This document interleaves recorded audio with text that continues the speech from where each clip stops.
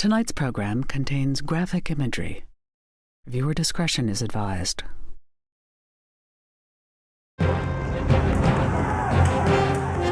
Tonight on Frontline, Tiananmen Square, June 1989. People started to scream at us, take pictures, take video, tell the world what's going on. They're killing innocent people. In the wake of a bloody crackdown on pro-democracy demonstrators, one solitary man defied the awesome power of the Chinese state. This man just went out and he said, "Stop," and the tank stopped. But who was he? In a sense, he stood for the ordinary people. And what happened to him? He just melted into the crowd and he was gone. Tonight, veteran filmmaker Anthony Thomas investigates the fate of this heroic figure For over a year, we also followed every lead. and explores the bold gamble of China's leaders to quell the spirit of Tiananmen How do you prevent the fire from spreading? through their open embrace of capitalism, It is an amazing miracle what has happened since 1989. tough political repression, If you've ever seen security people manhandle a Chinese citizen, they're really brutal. and strict censorship of the media. But not one single image of Tank Man. Leading U.S. companies like Google, Yahoo, Cisco, and Microsoft have compromised their duties as responsible corporate citizens. This was not something that we did enthusiastically or not something that we're proud of at all. Tonight on Frontline, the story behind one of the most powerful images of our time. What this young man did was in effect change the world. A search for the meaning and the mystery of the Tank Man.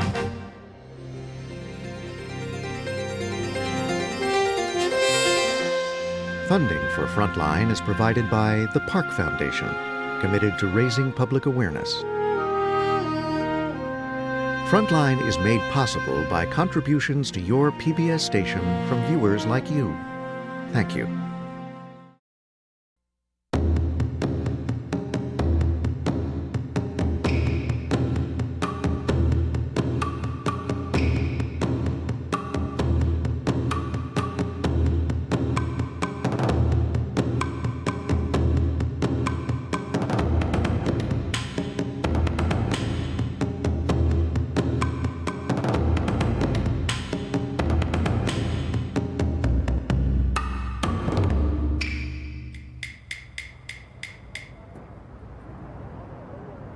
Tiananmen Square, Beijing, the largest public space in the world, created on an inhuman scale.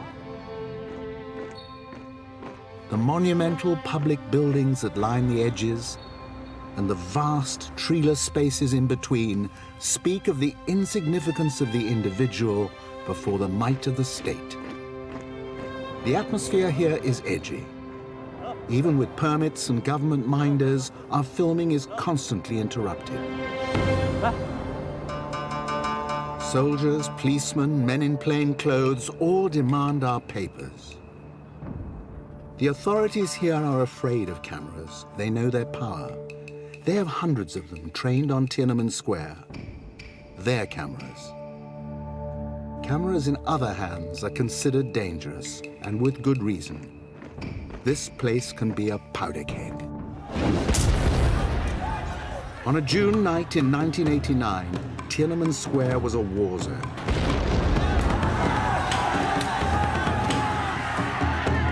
The People's Liberation Army fought its way into Beijing from 4 directions, with orders to converge on the square. Unarmed citizens and students faced armored personnel carriers, tanks, and soldiers armed with semi-automatic weapons. By 5:30 a.m. on June the 4th, 1989, the Army's mission had been accomplished.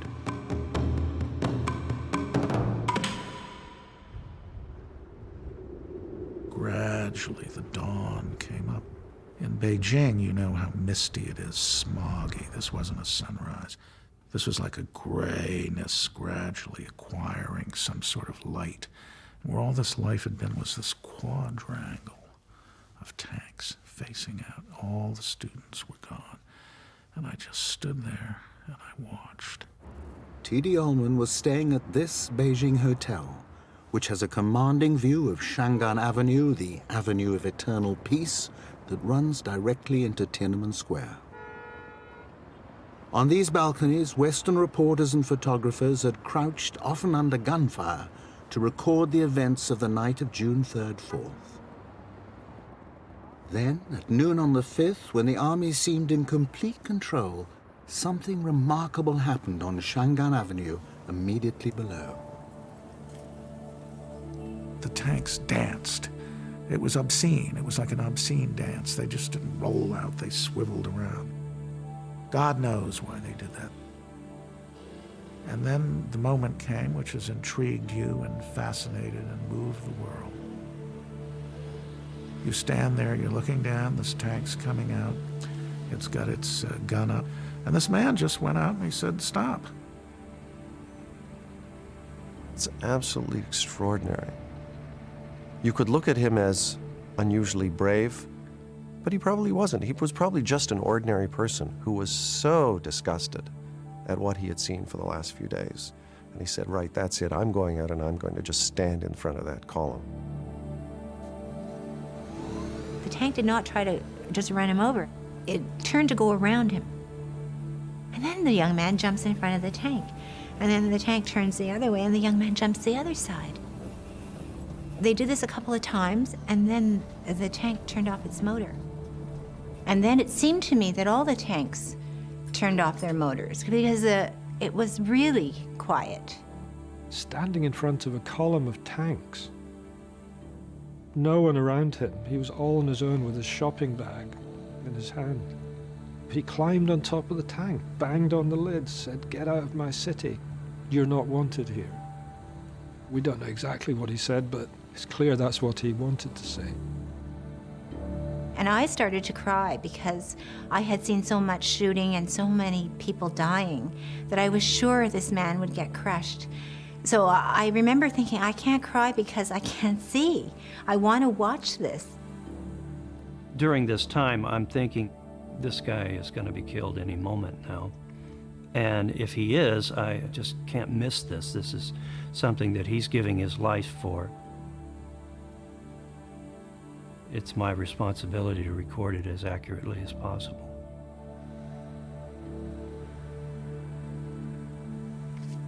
And then after a while, the young man jumps down and the tank turns on the motor and the young man blocks him again. I thought, he's just going to get crushed.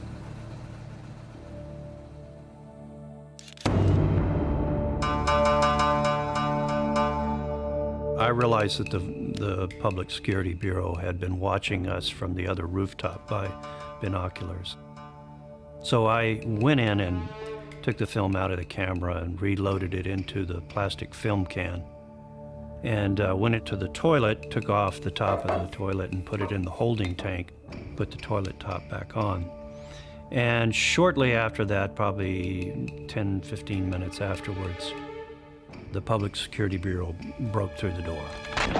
They got one other roll of film from the shots that I'd taken from the night before, and they were pretty satisfied they'd cleaned up the situation. About a day and a half later, I worked my way back through the back streets to the Beijing hotel, and luckily nobody had flushed the toilet. So one of the most famous photographs of the 20th century was floating in the top of a lavatory Floating system. in the top of the toilet, and possibly could have been literally flushed, yeah. Images of that extraordinary confrontation became icons of freedom. They have been reproduced on T-shirts and posters ever since. President Bush commended his courage, and leaders the world over hailed him. He became an inspiration to millions, and he changed lives forever. For all my years conducting investigation of human rights abuses, I never forgot this young man who stood in front of tanks. It's not only me never forgot, the world did not forget him. I spent, years in the labor camp. I confronted the regime also in the labor camp. That image actually played a key role to me. He wanted to change China. But what he did was help to change the Soviet Union. I went to a number of countries in Eastern Europe before the Berlin Wall came down, and I was complimenting their courage. They said, if that kid in China stood in front of those tanks, we can do what we're doing. What this young man did was in effect change the world. Within minutes of his incredible act of defiance, Tankman was hustled away, by whom we do not know, and vanished. And still we have no idea of his fate or who he was. But to some it appears he was not a student, more likely an ordinary working man. He didn't look at all like a student. He looked like someone on his way to work or who'd just knocked off and was on his way home, doing the shopping on the way home. In a sense, he stood for the ordinary people. The protests that climaxed with the Tankman's lonely act of defiance had begun 5 weeks earlier with a mass student demonstration, and in most Western media continued to be treated as a student phenomenon. But there's much more to this story. The students had touched a nerve, and soon everyone seemed to be out there protesting against hardship, government corruption, and 40 years of repression. In Tiananmen Square and on the streets of Beijing, in cities right across China, there were tens of millions of tankmen. Whole swathes of the country were in open revolt. In Beijing, 1 in 10 of the population was joining in. And that includes all the old people, all the little children. So it was massive.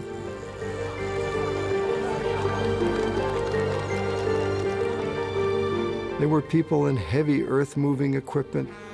Honey bucket collectors in a tank truck came in. There were the pilots, there were hotel workers.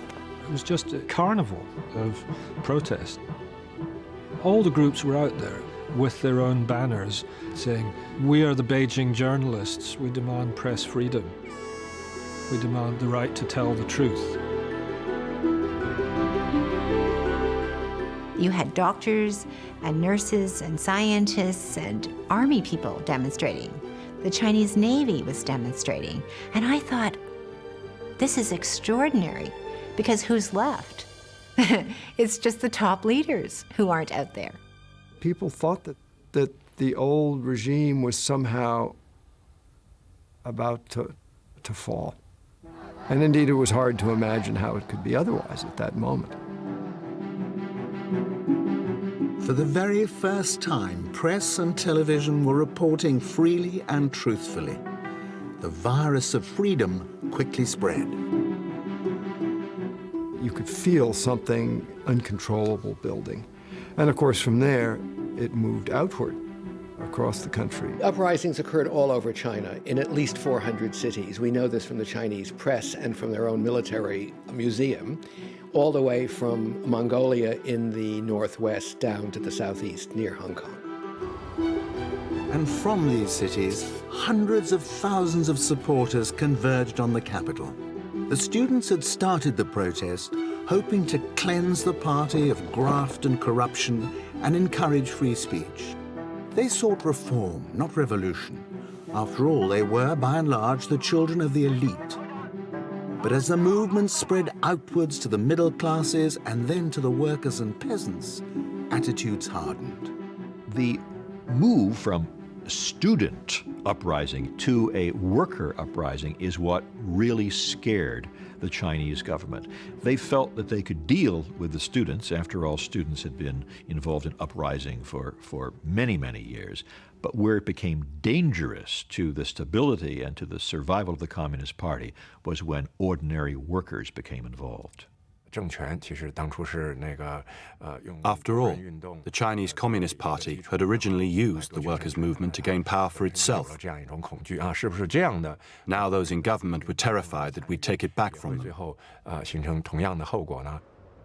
In fact, the government was paralyzed by infighting between those who advocated peaceful negotiation and hardliners who demanded a crackdown. On May the 19th, Zhao Ziyan, the reformist general secretary of the Communist Party, suddenly appeared in Tiananmen Square to appeal for compromise. It would be his last public appearance. That night, before an audience of party faithful, hardline Premier Li Peng showed the way forward. We must end the situation immediately. Otherwise, the future of the People's Republic will be in grave danger. He completed his address with a declaration of martial law. Troops would occupy the city and put an end to the protests in Tiananmen Square. Never before in the 40-year history of communist rule had China put its citizens and its army in this situation. It was a massive display of force, 300,000 troops by most counts, countless tanks, APCs, the lot, all converging on the city from every quarter.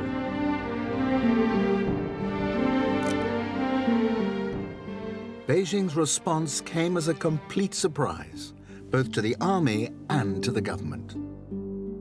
The people just flooded out, and physically, with their sheer numbers, simply blocked the road. Flood tactics, flooding them with people so they couldn't move. The army at that point wasn't willing to run over people and shoot people, to their credit. The scene that greeted my eyes was just unbelievable. I could see for about a mile in the distance endless serried ranks of transport trucks, completely surrounded by tens of thousands of people. Young women, middle-aged housewives, elderly retired workers said, "You're not coming in. Sorry, this is our city. There's no chaos. Leave us alone." So there are 3 or 4 major military convoys in the suburbs of Beijing that can't go forward to Tiananmen Square. They also can't withdraw. They had them fixed there and imposed on them a 24, 48-hour street seminar to explain to them why they shouldn't be doing what they're doing.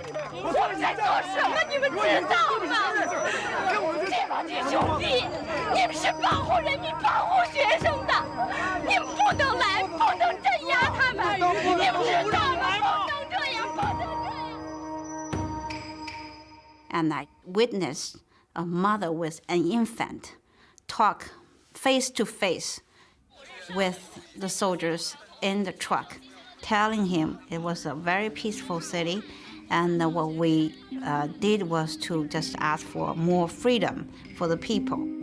So you had these wonderfully touching moments of the people appealing to the army to join them and feeding them and giving them water and saying, it could be your son, it could be your daughter.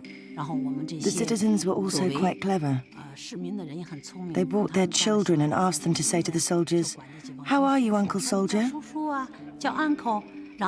The soldiers were touched and they said, "We won't kill our people." And these sort of doe-eyed, puzzled soldiers who were mostly country people, weren't experienced with big city life, wondering what was going on here and not wanting to hurt anybody. 4 days after the attempted entry, the army withdrew to bases outside the city. Beijing was euphoric.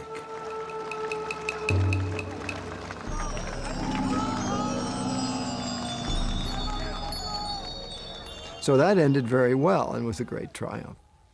But it also was an enormous humiliation for the leadership. They had been thwarted, and they had lost face, and they weren't going to let it happen again. The party elders feared that the whole edifice of communism was going to collapse, like it was collapsing in the Soviet Union and in other parts of Eastern Europe. They needed to make a stand, and a bloody stand, to show their population, and in fact to cow their population back into submission. Over the next 10 days, Supreme Leader Deng Xiaoping hatched a new plan. Troops armed with semi-automatic weapons and backed by tanks were drawn from military districts across China.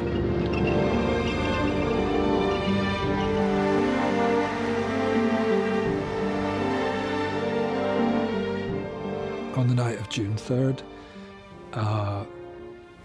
huge invasion force coming in again from all directions, but mostly from the west, this time with live ammunition.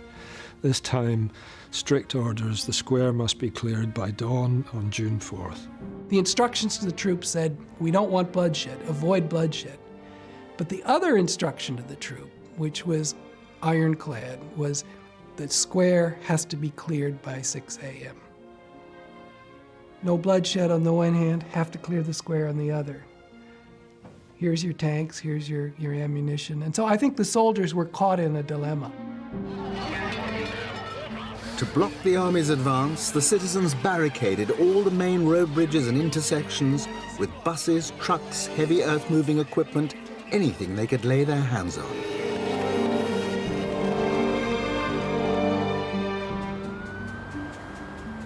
Mushidi Bridge. In 1989, all traffic entering the city from the west had to cross here. The nearby exit ramp didn't exist. But the apartments were here, homes to senior government bureaucrats who would have a ringside view of a massacre that began in the early evening of June the 3rd, as the crowds manning the barricades on Mushidi Bridge hurled rocks and abuse at the advancing army.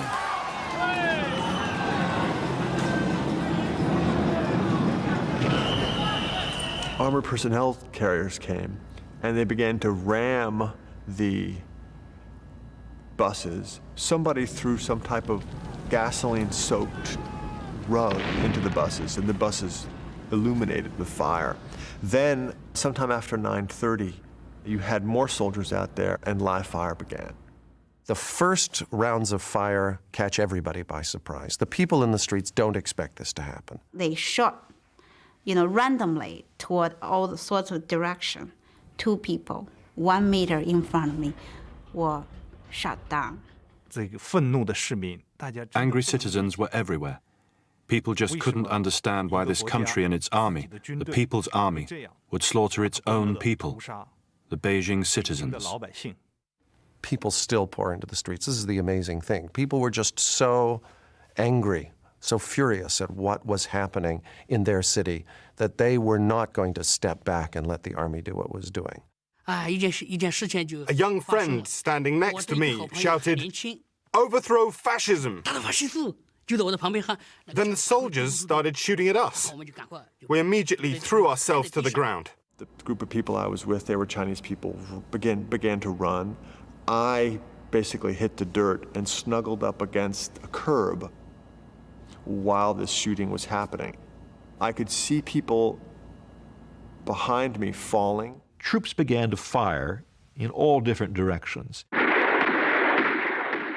Many people, children, women, ordinary people, were shot standing on their balconies looking down at this spectacle. They just raked the buildings with their gunfire, and they were shooting people. People were being killed in their own kitchens. Everybody was frightened by this overwhelming use of force. What was amazing was that the army used battlefield weapons. These bullets are the size of a man's thumb, and they're encased with this copper, sort of soft outer coating that when it's fired, it unfurls and it twists. They're like dum-dums, I guess. They twist, so when they go through the victim, they tear up the victim inside. It's the kind of ammunition an army wants in the field because it creates much damage and incapacitates the other side because of the medical burden of dealing with this kind of casualty. It's not the sort of thing that should be used in an urban setting. Right in front of us, this tall young man, about 20 years old, suddenly fell down. He'd been shot in the chest. Blood was pouring out. We were absolutely shocked. We didn't know how to stop the bleeding. Someone found a bicycle to carry him to the hospital.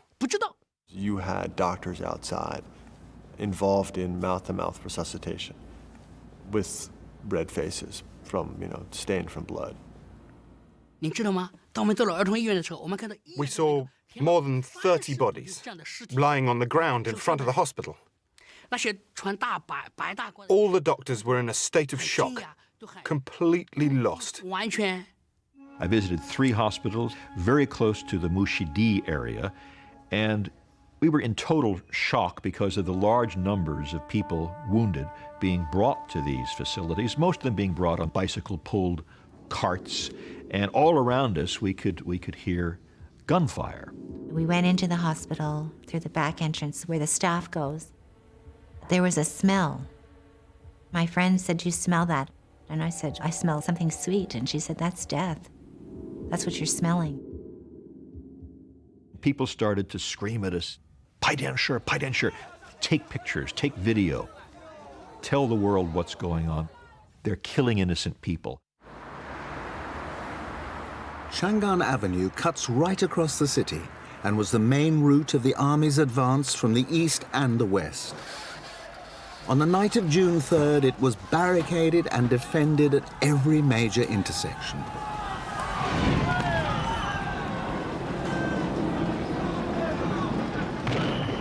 From Mushidi, all along Chang'an Avenue, it was like a war zone. The debris of battle, the smoke, was everywhere. Every time a blockade was knocked down, going east from Mushidi, another one would be set up at the next major intersection. So the army had to plow its way through a series of blockades. Sometimes it's breaking through buses and trucks that have been strewn across the street. In other cases, it's breaking through human barriers, and they have to be shot. Basically, it was a one-sided pitched battle all the way from the western suburbs till they finally, several hours later, about 1:30 a.m. began to arrive at Tiananmen Square, which was ground zero. This was the crunch time. We knew the troops had orders to clear the square by dawn. That was the deadline.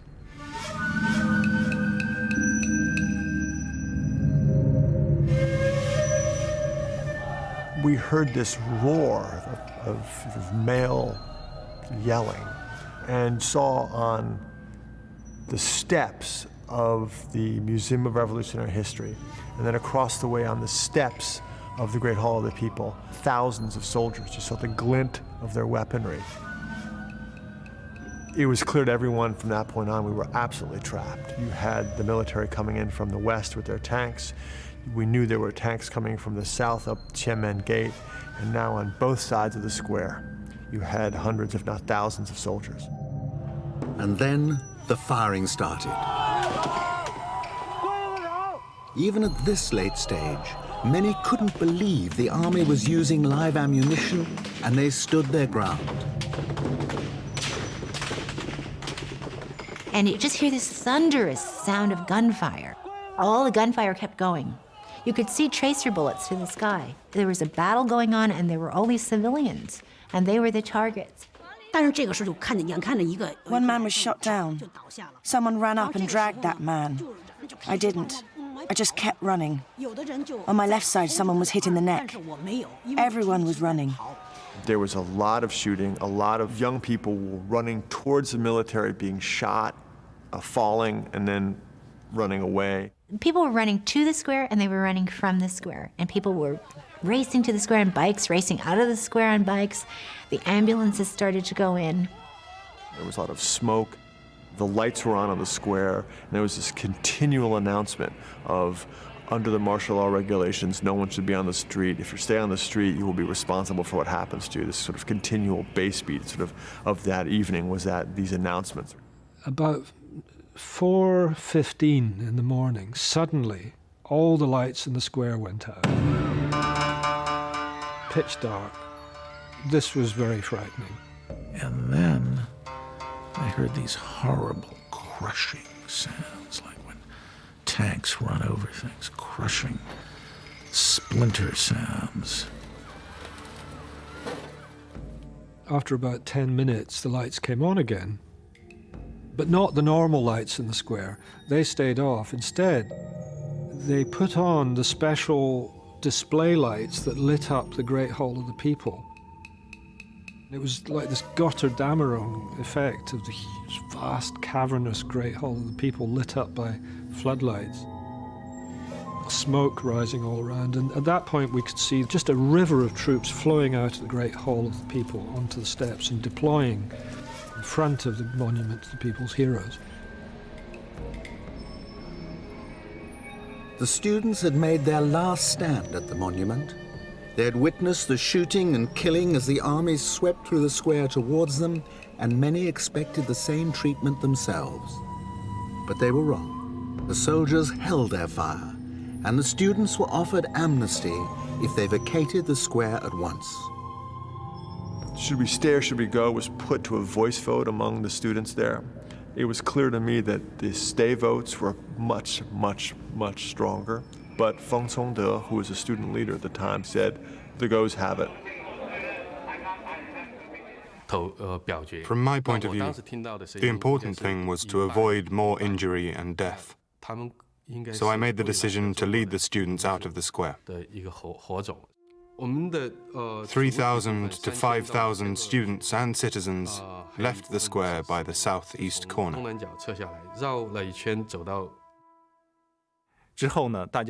All the students held hands and started singing the Internationale, and soothed each other with the belief that one day we would be back.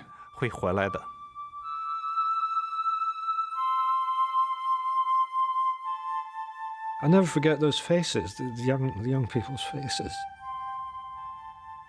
They were walking out with their heads held high. They'd finessed their retreat from the square so well. They'd performed so bravely. And finally they'd made the right decision. There would have been no point staying there. Everyone would have been killed. Reports in the week after June 4th stated that troops had assaulted the monument and massacred all the students on the monument. Thousands of students had been shot down in cold blood. That didn't happen. Had it happened, I wouldn't be here today. Simple as that. The theatre of the massacre was by and large elsewhere. It was the rest of the city, and that was where the Beijing citizens fought and died. Later that morning, amazing things started to happen. People astonishingly started holding hands, walking up the avenue, trying to re-enter the square in the face of these tanks. These people were frantic. They were nuts, out of their minds.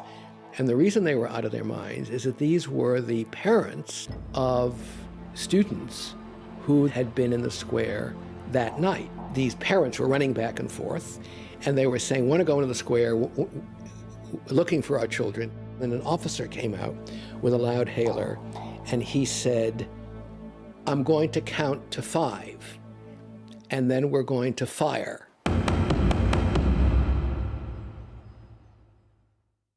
Then all the people would realize that the guns were pointed at them, and they'd go running past the hotel. And then the soldiers would fire in their backs. I felt like I was watching some terrible opera.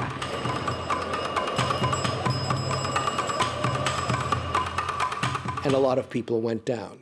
30, 40, 50 people are knocked down. Everybody else ran away.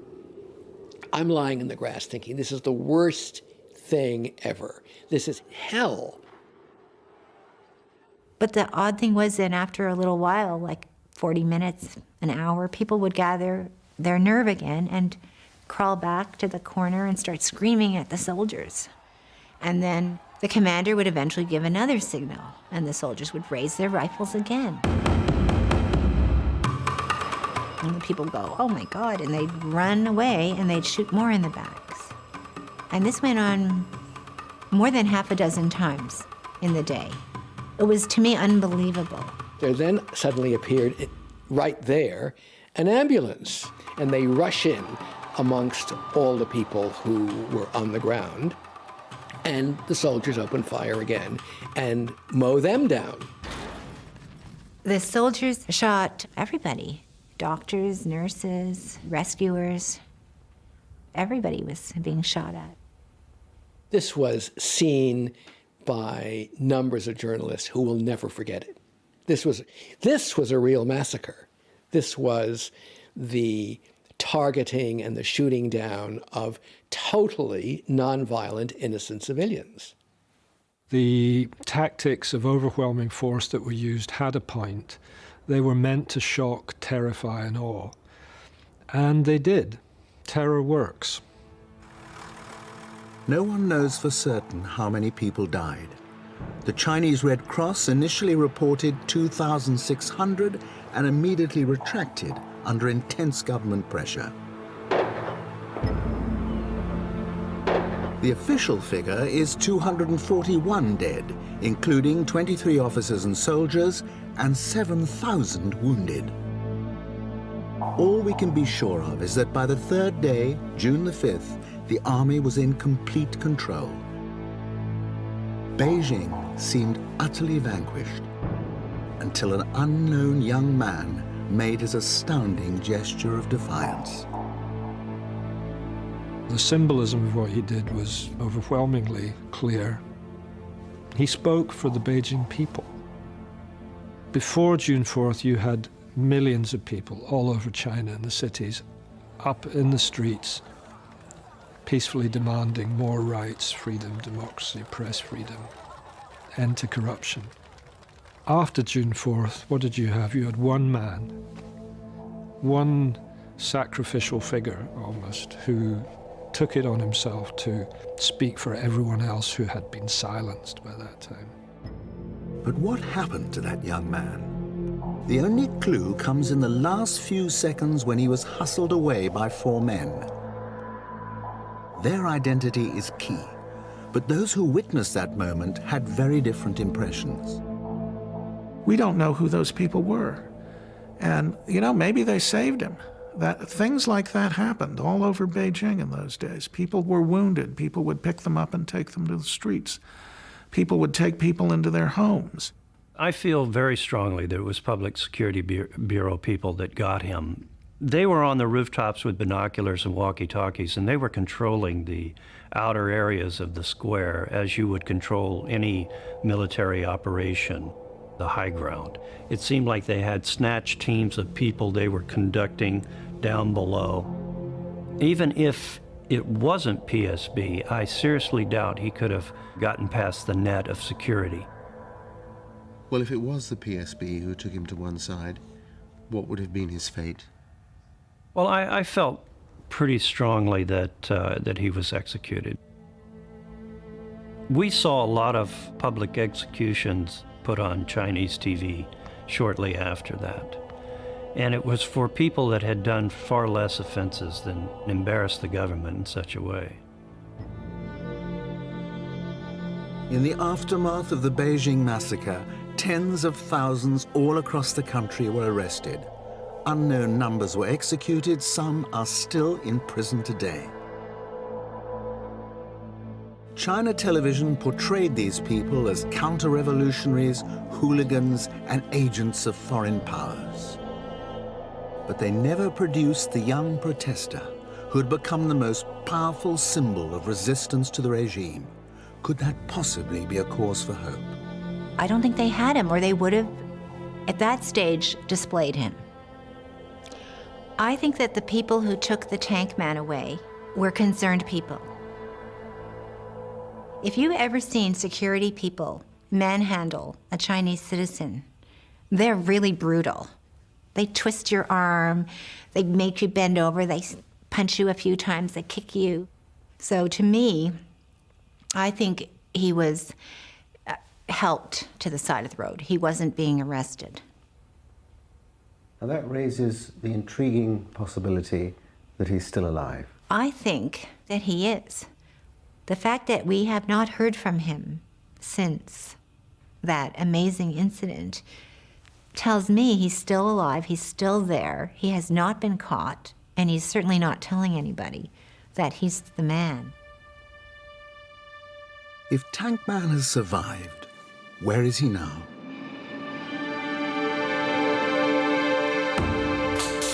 Since the day he made his heroic stand, his country has changed beyond recognition. Old economic dogmas were cast aside. To attract foreign capital, China's leaders created special economic zones. and removed many restrictions on foreign ownership and investment. The results were dramatic. 15 years ago, this entire skyline didn't exist, just paddy fields. China's rise is the story of the 21st century, and it is rooted in the events of 1989. This was Deng Xiaoping's great moment of genius. After the massacre of 1989, he in effect said, we will not stop economic reform. We will, in effect, halt political reform. What he basically said to people was, folks, you're in a room. There are two doors. One door says politics, one door says economics. You open the economic door, you're on your own, you can go the full distance, do basically whatever you want, get wealthy, help your family, have a bright future, move forward into a glorious future. You open the political door, you're going to run right into one obstruction after another, and you're going to run into the state. There was a point to that. This was meant to buy the Communist Party a new lease on life. On the one hand, intimidate opposition for a generation. On the other hand, give the people bread and circuses. And the deal is there must be no challenge to one-party rule. That's the terms of today's China. That's the deal. And for those who rose against the regime in 1989, principally city people, the deal has paid off. After decades of austerity, they have access to everything money can buy. No dream seems unattainable here, no expense too daunting.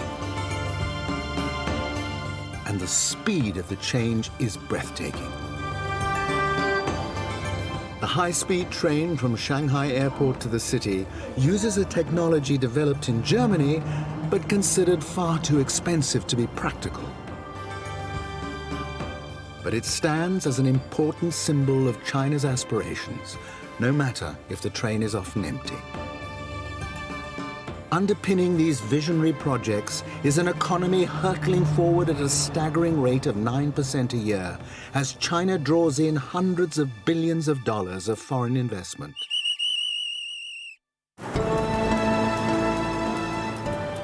Whole production lines have been moved out of the United States and Europe and set up here, turning China into a factory for the world. Thousands of the most familiar Western brands, toys, textiles, electronic goods are now made in China. We do the research and marketing, they actually make the stuff. China has overtaken the United States as the world's largest consumer of coal, steel, meat, and grain. Within the past 5 years, its oil demand has doubled. It is the world's second largest car market, and in a decade, could be the world's largest. It is an amazing miracle what has happened since 1989. And anyone such as myself standing there during those weeks couldn't have imagined in their wildest imagination that come 2006, China would be where it is today, and the party would still be enthroned. Never in the course of human history has a larger number of people gained more wealth in such a short time. Since 1989, China has seen the emergence of a new middle class estimated at over 200 million people. And the improvements have been extraordinary, been massive. And so I think a lot of people have been willing to accept this deal with the devil, to say, all right, things went very badly in 1989, but in a sense we have been rewarded by not asking the government to return to that event and account for the way in which it conducted itself. That social contract, if you will, up to this point has worked quite well for the Communist Party and for the elite and now the new middle class of China. But what about the ordinary men and women on the factory floor, those whose labor keeps this economy on the fast track? If Tank Man were really a worker, where would he be in this new China? Maybe here, if he's lucky. In one of the huge joint ventures with Western corporations, enticed into the China market by generous tax concessions, a disciplined workforce, and a potential market of 1.3 billion consumers. The average pay here is equivalent to $600 a month, meager by Western standards, serious money for an ordinary worker in China. Others are less fortunate. When the old state-owned industries were brought to their knees, 30 million people lost their jobs and had to find their place in the new competitive market economy. This state-owned steelworks was saved. It had to be. It was the only real employer in a one-industry town. Under new management, output has increased fivefold. But 40,000 workers have lost their jobs. The company school, the company hospital, the company nursery, all closed down. If Tankman had worked for a state-owned industry, where might he be now? Seizing his opportunities in the new China, or struggling to survive? There really seem to be two Chinas today, China A and China B.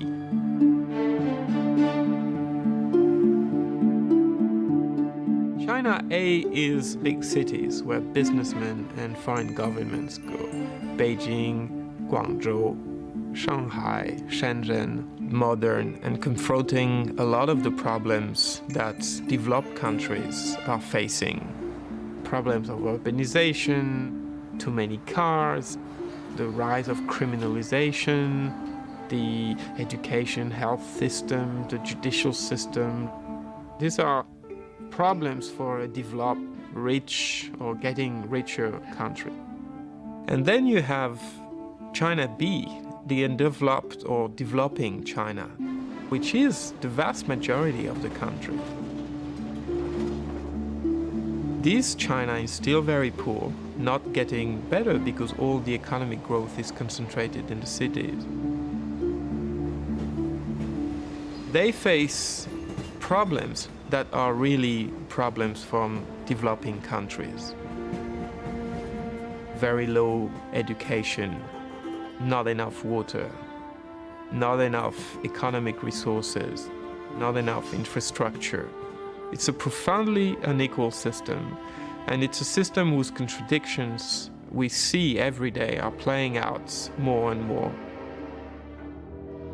We are in Anhui province, 300 miles and several centuries from Shanghai. It's a dizzying descent from the skyscrapers and freeways, the glittering boutiques and futuristic train, to this.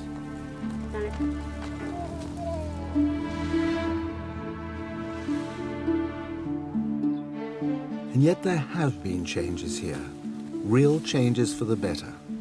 Under the old collective system, peasants were virtually slaves of the state. Now they own, or rather lease, their plots and are free to sell their produce on the open market. As a result of these reforms, rural incomes doubled within a decade. But the trouble is that what the state gave with one hand, it has taken away with the other. Education and healthcare, which are the two main benchmarks for the advancement and the progress of a society at large, have totally collapsed in the past 20 years. Education used to be free and accessible for every child in China. But now there is not one kid in China that doesn't have to pay to go to school. And not only the school fees, but the book fees, the heating fees, an array of fees. Children of farmers in rural areas just can't go to school now because they can't afford it. You have to pay, and they can't afford to pay. Healthcare, something like less than a penny in American money per year in the rural areas is spent on healthcare. It's virtually gone. It's just not there. So if you get sick, you depend on local herbal remedies and folklore, or die. it really begs the question, what is in the mind of the Chinese leaders? Is it to make China a rich and powerful country on the international scene, or is it to try to bring into the 21st century the entire Chinese population? There are almost 1 billion people in China B, including at least 750 million peasant farmers and their families. What's so striking here is not just the sense of timelessness, but the absence of young adults. Zhang Mei has 3 sons who have all left to work in the industrial areas. She sees them once a year if she's lucky. This little boy is a grandson. Qin Tang also has 3 sons and a daughter working hundreds of miles away. You just can't make a living from farming here. You have to go away and find work. In recent surveys, the #1 reason migrants give for leaving their homes and families is to pay for the education of their children. In March 2006, the government promised to work to remedy the situation by injecting a further $5 billion into the rural economy over the next 12 months. That's almost $7 a head. Probably not enough to turn back the human tide.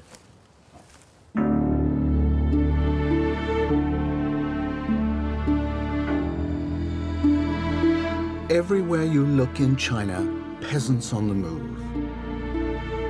Flow and counterflow of hundreds of millions of people willing to accept working conditions and wages that give this economy its competitive edge.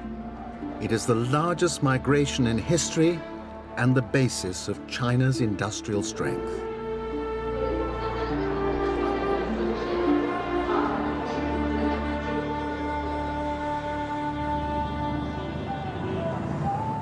"40,000 migrants work here in Sanxinchang, a new industrial center that has grown from a village in less than 10 years. The trend now is for specialization, 1 city per product. So China has a sock city, a toothbrush city, an underwear city, and here in Sanxinchang, a bedding city, making comforters, pillows, and sheets for the world. The Sanxinchang employers are beneficiaries of the post-Tiananmen deal. Some at the top end have exploited party connections. Others have risen from the humblest backgrounds and now own a backstreet workshop or 2. What they all share in the bedding business is a preference for young female workers. Factory employers like to hire young people because they are more energetic, they are fresh, they can work faster. That's why when they recruit workers, they look at their health. It is very important to make sure that they are strong and fit. You don't want to hire sickly workers. A lot of factories do not even have 1 day off. That means 7 days a week, 13 hours a day. Typical pay for migrants working these hours, about $120 a month. They work them like this for maybe 5, 6, or 7 years. And then either they get sick, they get tired, and they leave on their own, or the factory management will fire them if they are not up to the speed. Life for most of these workers is confined to the factory floor and a dormitory in a migrants' hostel. Sanxinchang is encircled with hostels, some of them squalid, others indescribable.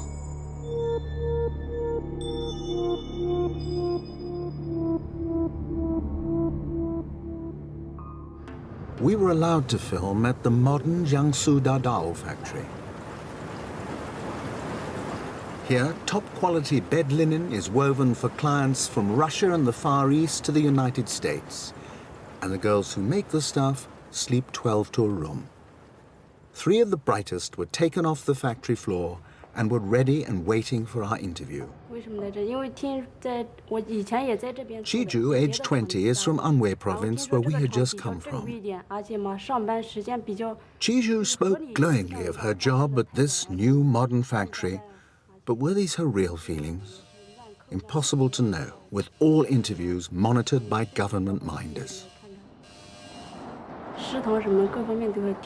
We're paid regularly. We never have to work after 9 p.m, and the food is much better than anywhere I've worked before. In spite of the heavy presence in the wings, the girls gradually opened up and gave us a glimpse into their real lives. 家里面嘛，总归反正兄弟姐妹比人家多一点嘛。Jinli is from Jiangxi province, 500 miles to the south. 自己嘛可以做一点事情。I'm working here to help my family. Where I come from, all we have is farming. Hong Yan is the veteran of the group at 22. 然后到那个过年的时候，后来我都换厂到大岛来了。初中毕业，然后家里就是生活所迫嘛。I send all the money I earn back home to pay the school fees for my brother and sister. 现在嘛，手里钱不太多，然后在这边。But what I earn is still not enough. 有可能嘛，以后出国打工挣点钱回来做生意，因为现在做生意嘛。Maybe I'd earn more in another country. And then Chiju opened up. 我想要帮你们说，暂时嘛，我就。I just wish the pay here was better, that the factory would be developed and improved. But at least it's better than the last place I worked in. When they were busy, we had to work on right through the night. Some of my friends just couldn't keep going and fell asleep, right there in front of the machines. 没有尊严，没有做人的基本的。The problems that workers face in China are not just low pay or long hours. 讨价还价的余地。Workers have no basic rights. They don't even have the right to negotiate with management.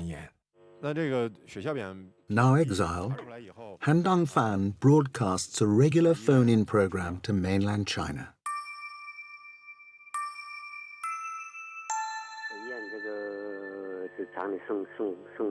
Today, he's talking to workers who make sofas for a European company. When the workers recently protested a 20% wage cut, their leaders were beaten up. Now some of them are suffering severe health problems. We think it's a glue sprayed in the production process. The Chinese authorities have tried to jam these broadcasts. Han is considered an enemy of the state. In 1989, he was elected to lead an independent trades union that set up headquarters in Tiananmen Square. When his face appeared on the TV wanted lists broadcast across China, he says he simply walked into a police station and said, "Here I am, and I've done nothing wrong." Brutalized, kept in solitary, and then forced to share a tiny cell with prisoners suffering from infectious diseases, Han nearly died. Workers in China are cheated, deceived, not fully informed, and they have no rights. All workers are facing the same situation, whether they are working in privately owned companies, foreign companies, or reformed state-owned industries. No statutory pension, no compensation for injury, no sick pay. And because of the long hours, accidents can happen at any time. Loss of fingers, even limbs. Another issue is the condition in which they work, handling toxic materials, breathing in toxic dust without any protection.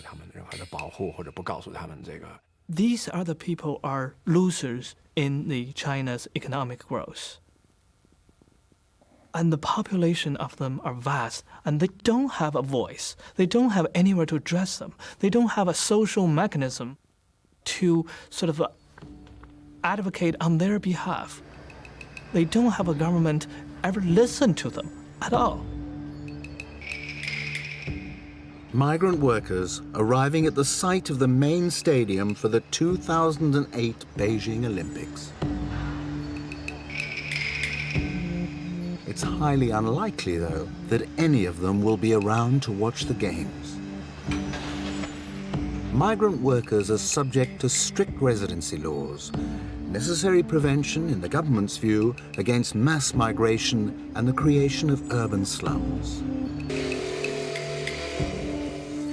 To remain here legally, migrants must live without their dependents in single-sex hostels. When the job is done, they must find another or move on. This system explains how China has been able to concentrate so much wealth and development in the cities, all these glittering buildings that you see everywhere, all this prosperity, order, and cleanliness, because it has denied the very people who built this any enjoyment of the benefits of the cities. So they will come, contribute their work, get paid very minimal wages, but then they will have to leave or try to lie low in the city because they're not entitled to residency. Although there is no evidence of abuse on the Olympic sites, for construction workers elsewhere in China, it's a very different story. They go to a site and they work, and they're not paid at all. They are given food because you need to eat before you can work. You know, it's hard labor, but they're not paid. The arrangement is that you'll be paid at the end of the year. Anita Chan has been researching working conditions inside China for 15 years. And if at the end of the year, either the boss, the construction company, or the gang boss default on you, that means you're not paid. And that is so common. There have been cases of construction workers trying to commit suicide, trying to draw attention by going up to some construction sites and threatening to throw themselves down. A lot of these construction workers are working for the state sector, building government buildings. And in the end, it's the workers who are at the end, at the bottom of the heap, and so they're not paid. China's paradox now is that, a larger quotient of people than at any time in the last 50 years have moved forward and are economically better off. But there's a huge number which have really stagnated. What you see in China is this pool of resentments, this growing pool of resentments from the Chinese underclass that is progressively spreading over China. There's a huge amount of tension. It's like a land of 1,000 earthquake faults. And one of these faults is between the rich and the poor, between peasants and the party, between corrupt officials and the people.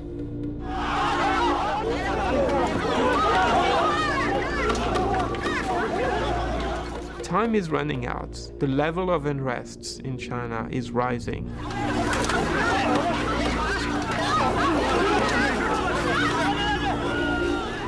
At the end of last year, the Public Security Ministry declared the number of demonstrations were 74,000 nationwide, but a year before was 50,000, and this number is increasing.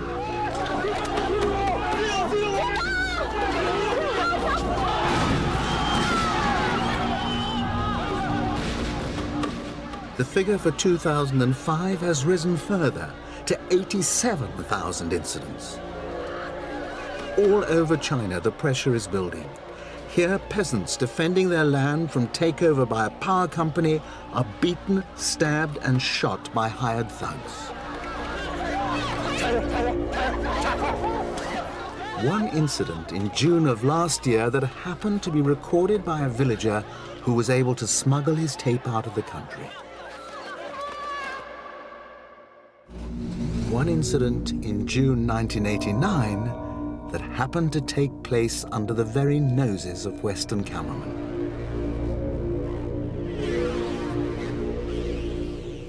The challenge of powerful images for an authoritarian state is enormous.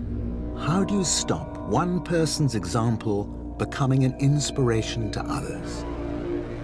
How do you prevent the fire from spreading?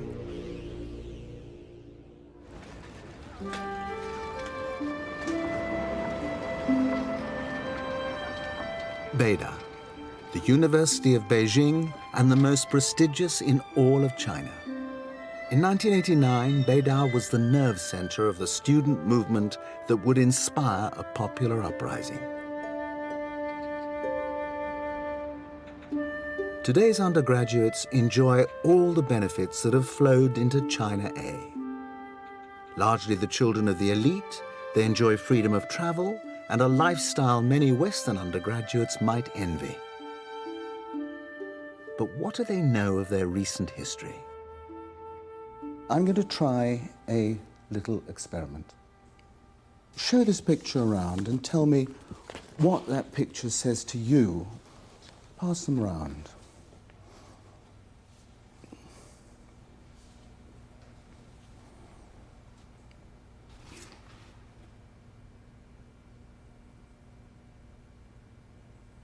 They were baffled. After a long silence, one of them whispered, "Looks like some military ceremony." The boy whispered back, 89. But the girl made no connection. Does it have any meaning at all?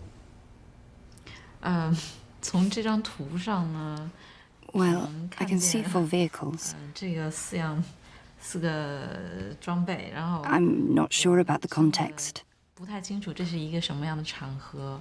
It might be a parade or something. 也许是阅兵或者什么其他的，我们可能真的不能。I really don't know. I'm just 靠我 guessing. 们自己的想象，就是这个不是很清楚。我看不出来。 I really can't tell anything from this picture. 对，因为这个 There's no 太少了 context. 信息量。可以问这是艺术创作。 Is this a piece of artwork? Did you make this up? Whatever they might have heard about 1989, it was clear that they had never seen the Tank Man picture. I think it's terribly tragic that Beijing University students who were at the forefront of the May 89 democracy movement, several generations of students later have no conception of what happened, don't even know that this incident of the man in front of the tanks ever happened. Tragic indeed, but not surprising. The image was shown once in 1989 on China television, rebranded as an example of the army's restraint. 稍有常识的人都会看出，如果我们的铁骑继续前进，这个螳臂挡车的歹徒难道能够阻挡得了吗？摄像机拍下的这个画面，同西方某些国家的宣传恰恰相反，正好说明了我们的军队保持了最大限度的克制。 But the picture was quickly withdrawn and never shown again. No one under 20 in China is likely to have seen it. One way the Chinese government has managed to control the dialogue and the discussion of the past is by controlling the media and publishing, and that it's done quite effectively. And it's no accident that this is an area that they are least willing to relent and to compromise in as these other rather amazing reforms go forward in the country.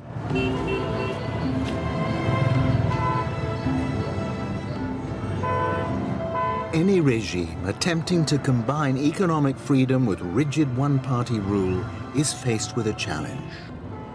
How do you allow in all the information necessary to keep a free market economy running while filtering out anything that contradicts the party line and undermines its authority?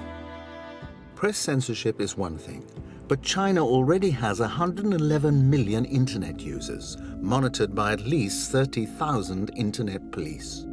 For more sophisticated controls, China relies on Western technology. When we in the West search for images of Tiananmen Square on Google, photos of Tank Man pop up immediately. Move through the selection of 18 pages and Tank Man appears again and again.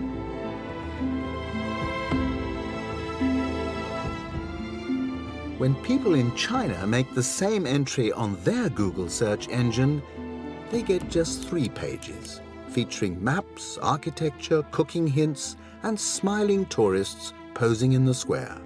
but not one single image of the tank man. All the major IT companies in the West have not only embraced the Chinese market, they have bent over backwards to please the Chinese government. They have proposed to tailor their information system to fit the political censorship needs.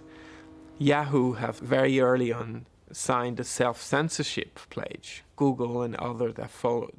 These companies are absolutely capable either of caving into the Chinese, or worse, in the case of Yahoo and Cisco, just to take those two, of providing them with the technology to identify people and messages that the Chinese don't like. And we already know that at least one person, a person called Shi Tao, has been arrested in China because of this. Shi Tao was a journalist. His crime? Forwarding to a New York website Chinese government instructions on how their media should cover the 16th anniversary of the Beijing massacre. Yahoo supplied all the necessary information to the Chinese government, including the time the email was sent, the IP address, and the corresponding PC he used. Shi Tao was arrested and put in jail for 10 years. In February 2006, representatives of Yahoo, Google, Cisco, and Microsoft appeared before a congressional committee accused of being accomplices of oppression. Leading U.S. companies like Google, Yahoo, Cisco, and Microsoft have compromised both the integrity of their product and their duties as responsible corporate citizens. We have determined that we can do the most for our users and do more to expand access to information if we accept the censorship restrictions required by Chinese law. Our decision to create a presence, any presence, inside of China was a difficult one. Self-censorship, like that which we are now required to perform in China, is something that conflicts deeply with our core principles.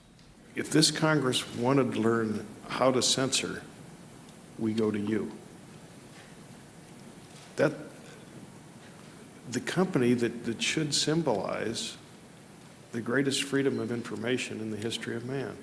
This was not something that we did enthusiastically or not something that we're proud of at all.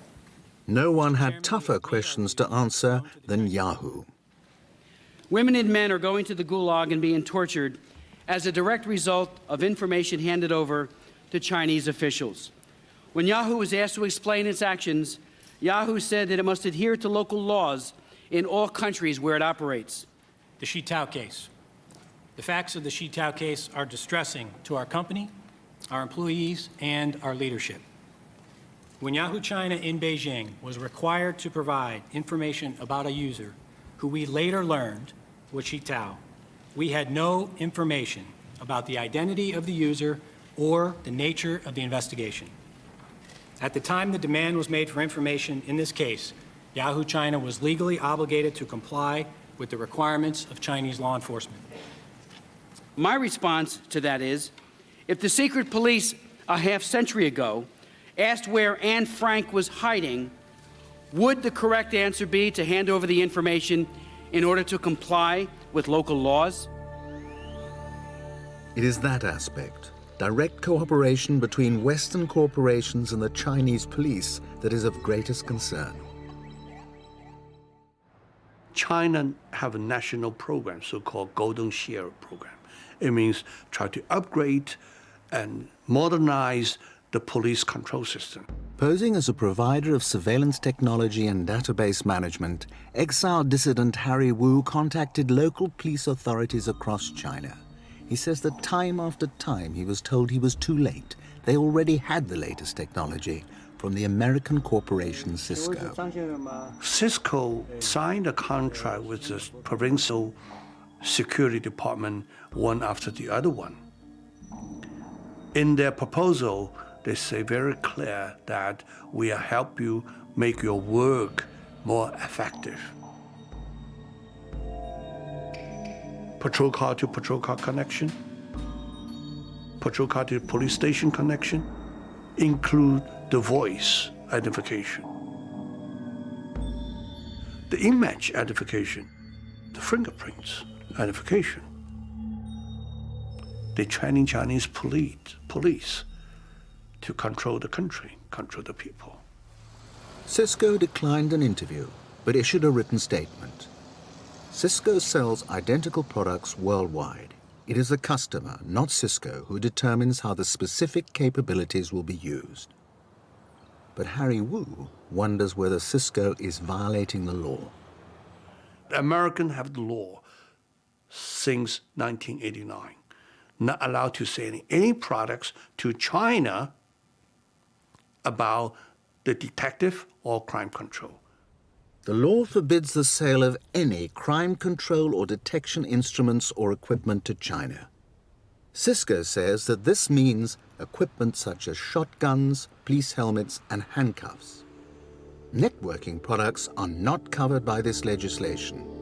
Under pressure from Harry Wu and Congress, the administration and the State Department are now re-examining the rules under which technology companies should operate in China.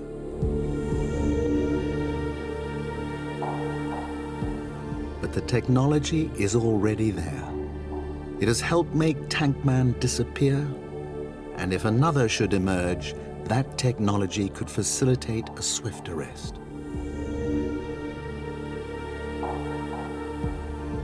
But in 1989, this lone defiance was an enigma, and the world's press wanted a name for the hero. After 3 weeks of speculation, news broke. He was named in an English Sunday newspaper as Wang Wei-lin, the 19-year-old son of a Beijing factory worker. Journalist Alfred Lee claimed that friends of the young man said they'd spotted him shaven-headed and paraded on state television. Following his world exclusive, Alfred Lee was congratulated by British Prime Minister Margaret Thatcher, and the name he gave the Tankman has been used by journalists and commentators ever since. I published the name Wang Wei-lin after speaking to 3 excellent contacts that I had in Beijing.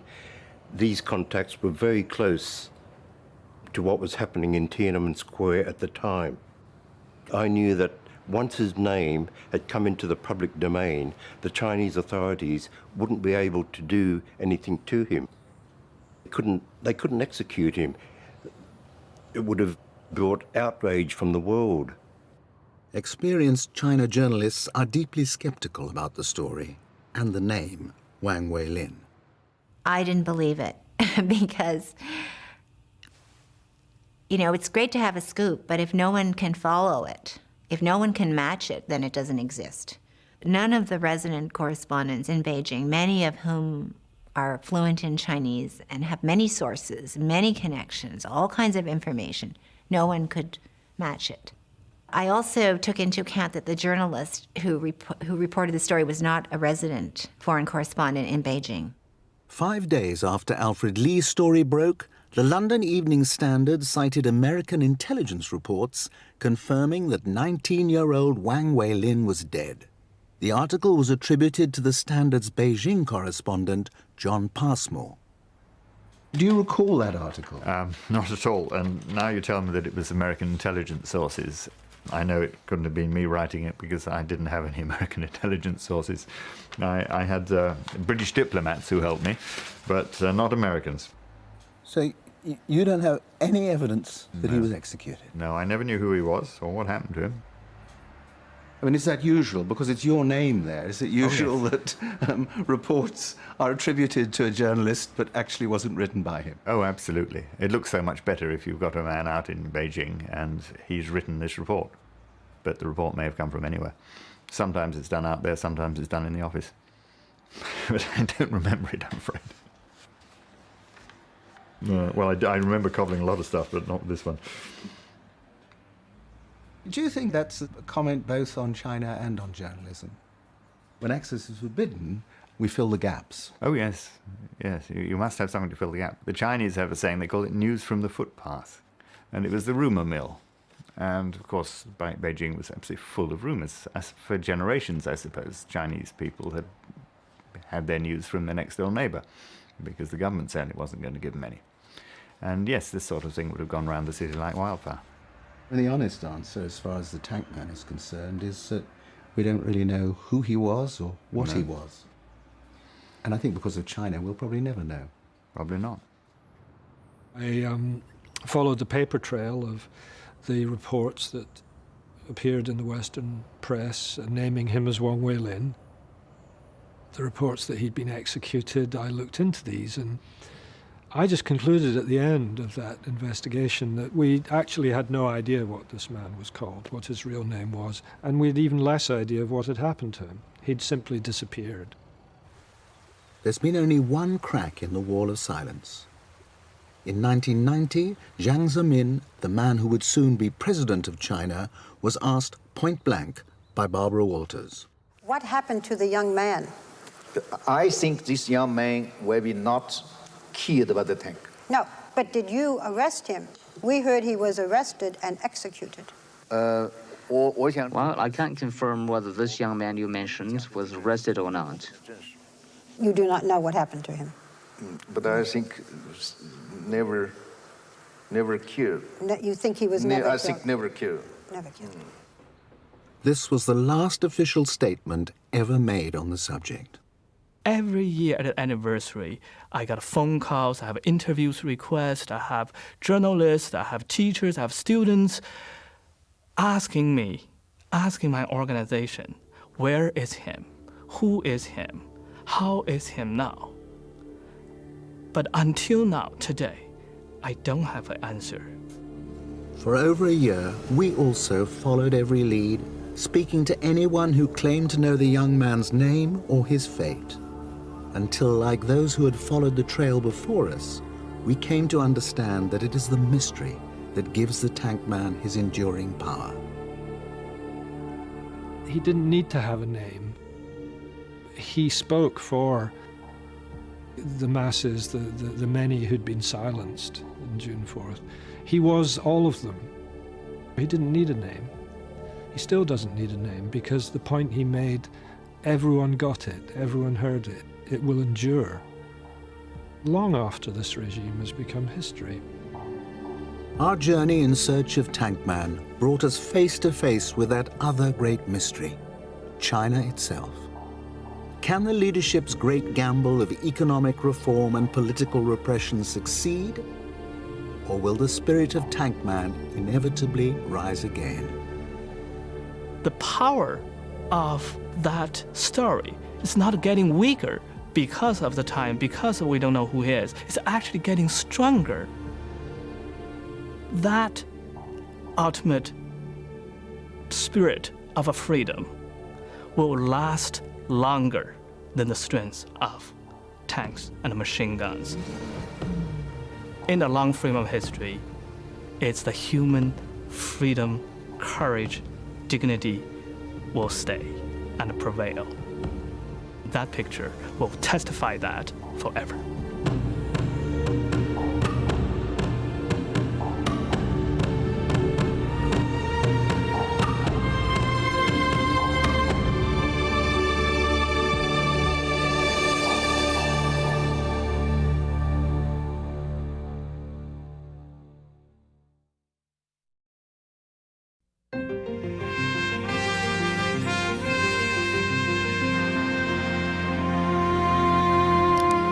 There's more of this report on Frontline's website, including a roundtable with experts on China's efforts to curb the freedoms of the internet, a timeline of Tiananmen, and the regime's debate over how to deal with the protesters, a talk with producer Anthony Thomas about his experience making this film, the chance to watch the full program again online, and more. Then join the discussion at pbs.org.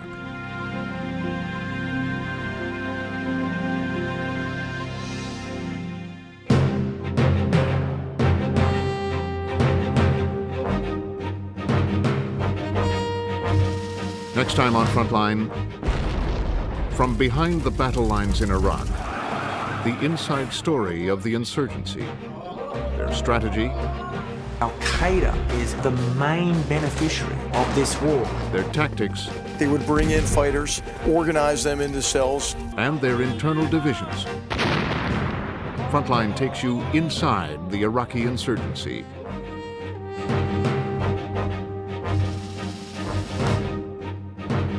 to order Frontline's The Tank Man on video cassette or DVD, call PBS Home Video at 1-800-PLAY-PBS.